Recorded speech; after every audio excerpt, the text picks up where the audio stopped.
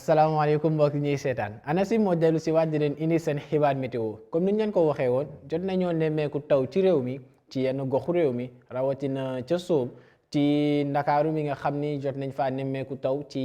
suba ajuma ji jàpp boori midi taw yi nag dinañu xaw a wàññeeku incha allah ci guddi tey ji jàpp ëllëg ci fajar lu dul boori bët saalumu réew mi jàpp penk foofee la ñu am yaakaar as néew ni mën nañ fa nemmeeku taw. bu dul loolu nag incha allah asamaan soo xam ne dina xaw a dal la ñuy xaarandi ci guddi tey jii ci lii ëpp ci réew mi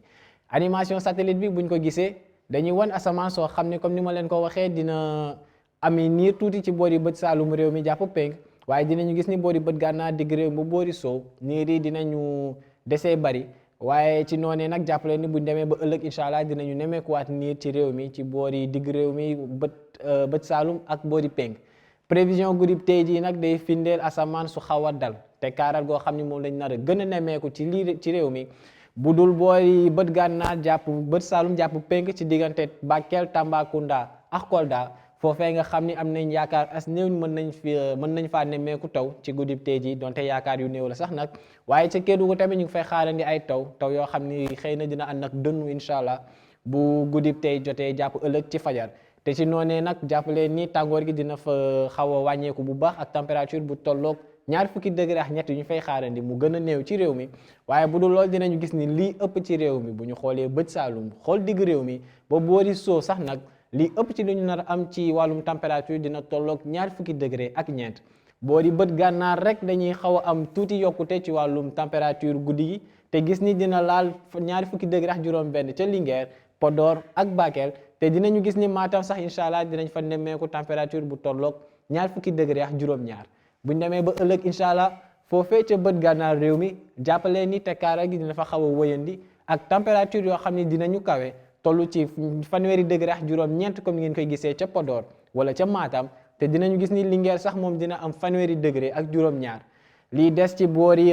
digg réew mi dinañu gis ni température yu xaw a tolloog 20 degré ak juróom la ñuy am ca Louga jàpp 20 degré ak juróom benn ca Diourbel te boori Sine Saalum nag ay température yu tolloog 20 degré ak ñeent la ñuy am ci lii ëpp boori bët Saalum réew mi ca Casamance 20 degré ak ñett lañ fay xaarandi ci wàllum température u ëllëg gis ni nag incha allah ëllëg dinañu am taw yoo xam ne dinañu ànd ak dënnu ci boori Ziguinchor Sédhiou Kolda ak Tambacounda muy bët Saalum réew mi taw yu mën a waliyaan sax laal boori Sine Saalum waaye tamit ca Kaffrine ak Tambacounda donc dinañu am yaakaar ni mën nañ faa nemmeeku taw ci ëllëg incha allah bu ngoon jotee jàpp guddi ak asamaan soo xam ni dina xaw a am niir incha allah bu ngoon jotee jàpp guddi ëllëg ci Ndakaaru Thiès ak Mbour te ci noonee nag température yi dina xaw a desee kawe tuuti ca boori soowu réew mi tax température 20 degré bi nga xam ne ñu ngi koy xaarandi ci Ndakaaru incha allah ëllëg muy température bii gën a néew. mbokk yi jàppalee ni ab tekkaara lañ nar a gën a nemmeeku guddi tey jii jàpp ëllëg ci fajar lu dul boori Bakel Tambacounda Kolda ba Kédougou foofee nga xam ni am nañ yaakaar ni mën nañ faa nemmeeku taw ci guddi tey jii jàpp ëllëg ci fajar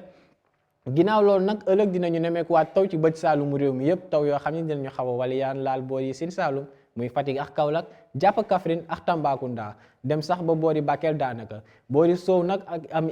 ay yaakaar yu néew la ñu am ni mën nañ faa nemmeeku taw ëllëg samedi waaye nag ma leen di yëgal ni dimanche incha allah ñu ngi am yaakaar ni mën nañu nemmeeku taw ci li ëpp ci réew mi muy bët Saalum digg réew mi waaye sax ba Sow réew mi jàpp Louga ak Saint-Louis incha allah dimanche. moo tax nag ñu ngi leen di ñaan ngeen di woy di topp xibaar yi nga xam ni mi ngi bàyyeekoo ANACIM di leen topp ci réseaux sociaux yi rawatina ca Facebook wala ca Twitter ngir am xibaar yu yees yoo xam ne dinañ ko génne fii léegi booba ngir mën a mucc ci taw yi nga xam ne ñu ngi koy xaarandi incha allah bu dimanche jotee. li moo newoon seen xibaar météo mbokk yi di leen jaajëfal di leen dig daje semaine prochaine jërë ngeen jëf.